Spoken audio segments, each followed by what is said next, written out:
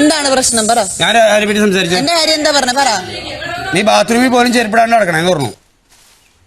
നിങ്ങൾക്കൊന്ന് പതുക്കെ പറഞ്ഞൂടെ, ആൾക്കാരൊക്കെ നിൽക്കണം. പാച്ചേട്ടാ അവമാനിക്കരുത്. ബാത്റൂമിൽ പോലും അവള് ചെരുപ്പിടില്ല. കാരണം എന്താണെന്നറിയാമോ? എനിക്കിത് ഇഷ്ടമില്ല.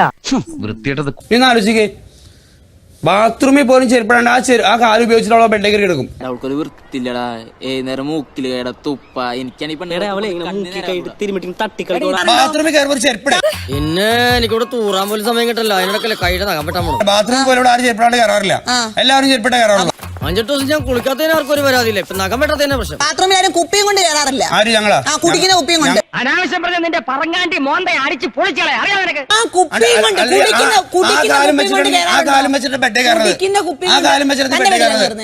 എടി പെമ്പിള്ളേരായ കുറച്ച് അടക്കൊതുക്കൊക്കെ വേണം. അതെങ്ങനെയാ? നീ ആണാണോന്ന് എനിക്കൊരു സംശയമുണ്ട്. ബെഡിലാ? ആ ബെഡിൽ വന്ന് സോഫയുമൊക്കെ കാലം വെച്ച് കയറിക്കുന്നത്. അതുകൊണ്ട് ജാസ്മിനെ മോളെ അത് ചെയ്യല്ലടാ, അത് ശരിയല്ലടാ. നമ്മള് ചെരുപ്പില്ല വെക്കല്ലേ, അങ്ങനെ പറഞ്ഞു കൊടുക്കണ നമ്മളെ യൂട്യൂബ് ബ്രൂട്ടസ്. നീ എന്നെ തള്ളി പറയാണല്ലേ? നമ്മളൊക്കെ ഇരിക്കുന്ന സ്ഥലമല്ലേ, അതുകൊണ്ട് പറയുന്ന. ഞാൻ കുറെ നാളായിട്ട് പറയണമെന്നുണ്ട്, പക്ഷെ ഹേർട്ട് ആവുന്നുള്ളതാണ് പറയാതെ പിടിച്ചത്.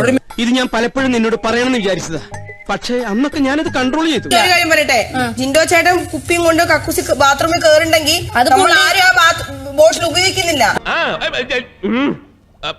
ചേച്ചി ഞാൻ മാറ്റും, പക്ഷേ പറയേണ്ട ഒരു ഷോ അടിക്കുന്നത് ഞാൻ ചെയ്യില്ലേ ചേച്ചി. தப்பே பண்ணியிருந்தாலும் தான் தப்புன்னு அவங்களுக்கு தெரியும், தெரிஞ்சாலும் சாரி கேட்க மாட்டாங்க. ഇവിടെ ഒരു പരിപാടിക്കൊന്നും സമ്മതിക്കില്ല.